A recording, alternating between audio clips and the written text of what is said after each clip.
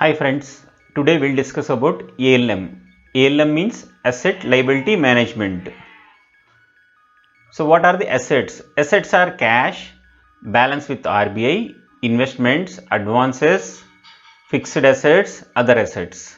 Liabilities are capital, reserve and surplus, deposits, borrowings, other liabilities. These will come under liabilities. So what is asset liability management?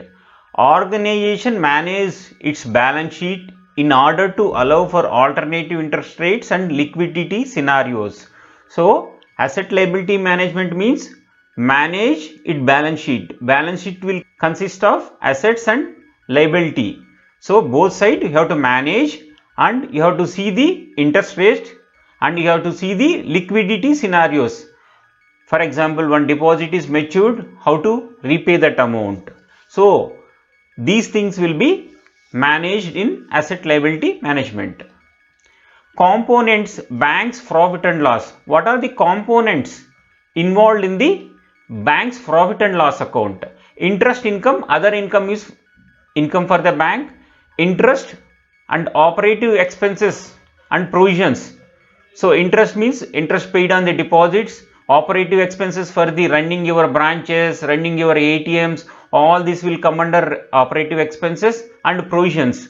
Provisions will be, these are the expenses only. For example, it is a NPA, if you are provisioning 10%, if it is 1 crore loan, it is going to NPA. If you are provisioning 10%, 10 lakhs will be the expenses only.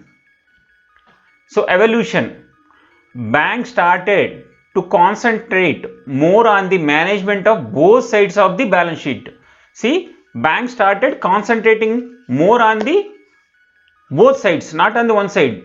You keep on increase your assets, but then where is the inflow? So when you get the deposit, then only you can lend it. So you have to concentrate on both sides, asset side and liability side in the balance sheet. What is asset liability management? Banks provide services which expose them to various kinds of risk like credit risk, interest rate risk and liquidity risk. So bank provides services. So bank, what is the major services? Giving loans to the customers, getting deposits from the customers. This is the major activity. During this activity, bank can get these type of risk: credit risk, interest rate risk and liquidity risk. These will be discussed in next slides. Another point of asset liability: enable banks measure and monitor risk and provide suitable strategies for their management. So ALM team, what they'll do, they'll measure the risk and monitor the risk and provide the suitable strategies for the management. So ALM will do all these things. And what else ALM will do?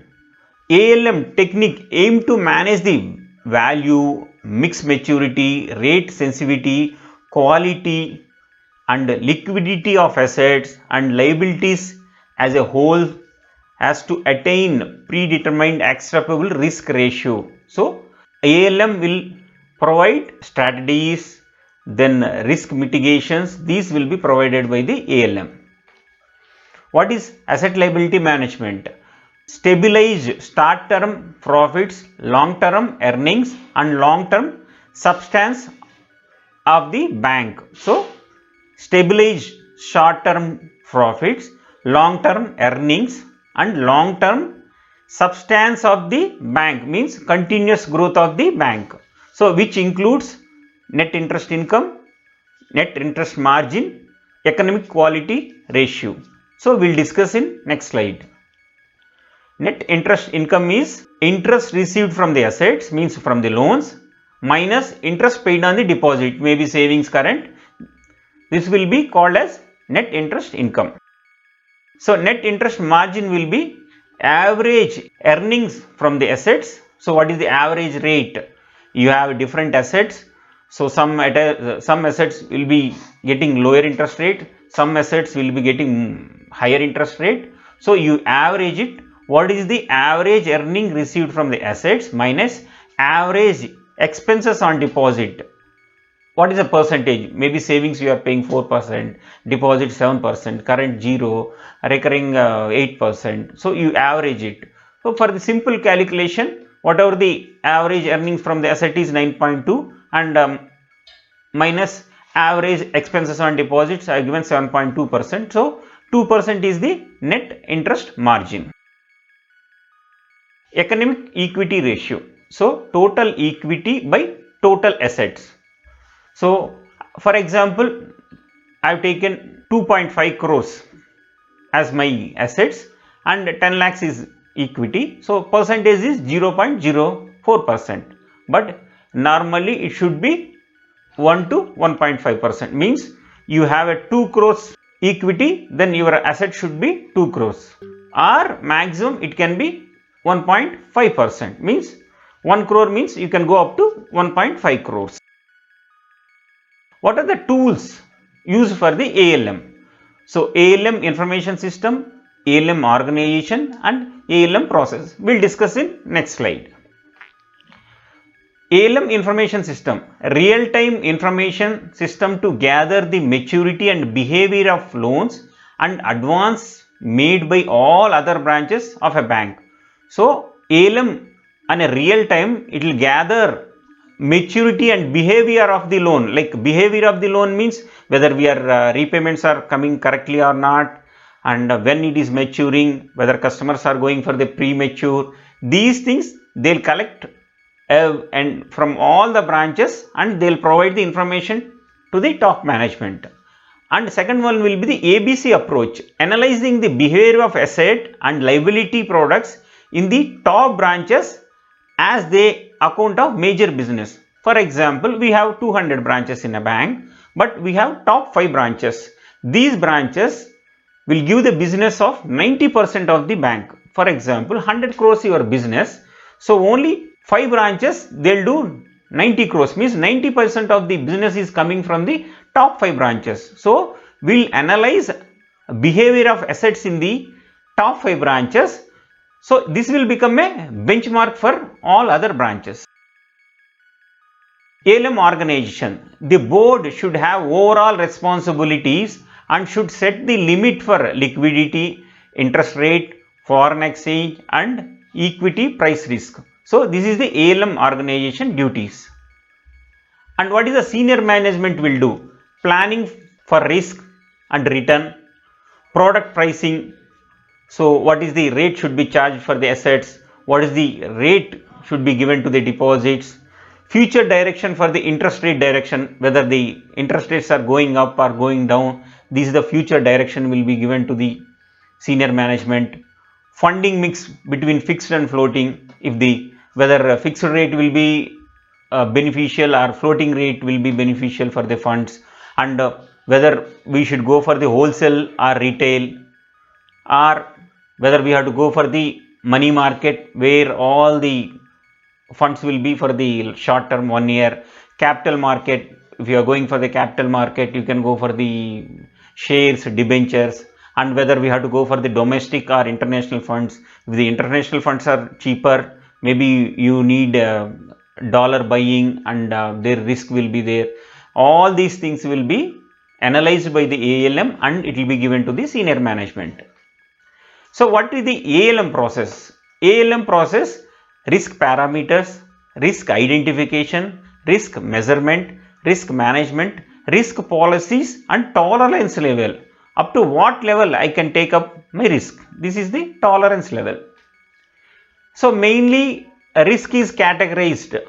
Risk is the chance of probability of loss or damage on a future date. Risk is like a loss on a future date. It may be damage or loss on a future date. So risk are credit risk, market risk and operational risk. We'll discuss about credit risk, market risk, operational risk in my next slide. So ALM risk typically managed currency risk, liquidity risk and interest rate risk. Liquidity risk is funding risk, unexpected withdrawal of deposit. Suddenly one deposit comes for withdrawal. Actually it was planned for 5 years and the customer has come after 1 or 2 years and he want to withdraw. So unexpected withdrawal of a deposit, then we need funds, because we will not keep so many funds with the bank. So funding risks. So suddenly then what you have to do, you have to go to the market by a higher rate, you have to take it, then it is a funding risk. And time risk, assets return to NPA and no inflow from assets. See, whatever the interest paid on deposits is outflow, and when a deposit matured, it will be outflow, money will be given out. Interest received from assets are inflow. If asset is closed, then bank will get money. These are the inflows. So time risk will be like suddenly when a big loan becomes NPA, then there won't be any inflow. So these risks also we have to categorize. Call risk. So contingent liabilities. Contingent liabilities are like the loss or expenditure incurs in a future date. See, LC and BG are non-funded business. So we are not funding for these business, but you may arise future risk, future dated risk on BG and LCs. Liquidity risk management. So liquidity risk management will be generating the funds. Whenever required, we have to generate the fund. Liabilities are met as they become due. So we have to see when a deposit, when a liability matures, then you need a funds, the liquidity. Maturity ladder. So always you have to see the surplus of deficit of funds. For example, when deposit is closed, whether we have funds or you get a new deposit, you have a surplus funds. So these will be liquidity risk management. So to overcome this one, we have to create some maturity buckets. So maturity buckets will be 1 to 14 days, 15 to 28 days, 29 to 3 months, 3 months to 6 months, 6 months to 1 year, 1 year to 3 years, 3 years to 5 years, 5 years to and above. So all our assets and liabilities, all the loans and deposits, we have to keep it in these, like, okay, next 1 to 14 days, how much outflow is there? Outflow means deposits are closing. So what is the inflow? What is the interest we are receiving from the loans? Is there any maturity of loan? Whether we are getting funds? So these buckets we have to fill it, and by the structured. So 1 to 14 days, what is the inflow outflow? So these buckets should be kept ready to analyze. So maturity liabilities. So already we have discussed, any liability is matured means outflow. Money will be go to the outside the bank or it will go to the customer account. Maturity of assets, inflow. Bank will get the money. So these things will be divided into 8 buckets. Already we have discussed, and we should see that the difference between outflow and inflow should be less than 20%. If it is more than 20%, there is a risk. So we have to make it a maturity buckets, and we should see that mismatch should be within the 20%. So I prepared a example for structured liquid statement. So different dates I given, what is the capital, fixed interest liabilities, then floating interest liabilities and other liabilities, total what is the amount, then investments, okay, loans on fixed interest, floating interest, all linked interest. So I prepared a gap also. So I prepared gap like 14%, 15%, 18%. So here 5 years and above, it is 28.5%. So a risk is there. So 18.8%, their risk is there. So we have to see when a risk is there, how to mitigate that risk. We have to plan for funding from the market, or you get excess funds where we have to invest. All these things you have to plan. Today itself you have to plan for the future dates. So what is the mismatch? So mismatch can be positive mismatch. When inflows are more and outflows are less, then we'll have a surplus fund. Then how to invest these funds, how to get return on the investment. Negative will be like inflow will be less but outflow will be more. Then from the short term, you have to get money from the call market or repo rate loans from the RBI. These things we have to plan. So currency risk will be dealing different currencies as a risk, because if you are dealing with the 10-15 currencies, then you have a risk. Increasing the volume of the transaction, more transactions you are doing multi-currency transaction, then it will be a risk when you are keeping multi-currency and you are dealing, buying, selling, then you will have a risk. Interest rate risk, So if it is movement of interest is up, then bank earnings will go down, because if you are paying more interest on the liabilities, then your earning will go down. Change the interest, down bank assets. See, for example, change in interest, bank assets will go down, your NII, net interest income, will go down, your NIM, net interest margin, will go down when interest rates are going up. Basic risk, assets on liability rate and liabilities based on the treasury rates. So assets on LIBOR rate you are lending, but liabilities you are getting on the treasury rates. So sometimes it may be mismatch. So we should see that we should follow one standard rule for the asset rate and liabilities rate. So risk measurement techniques, how to measure the risk. Maturity gap analysis. So we have buckets and we have to see like whether particular bucket, whether we have a positive gap is there, negative or zero it is there. Duration, average life of asset and liability. So we have loans from 1 year to 20 years and liabilities from 14 days to 5-10 years. What is the average? And simulation. So interest rate shift, bad debts, different interest rates. So we have to simulate, we have to see whether microfinance loans are we are get more income from microfinance.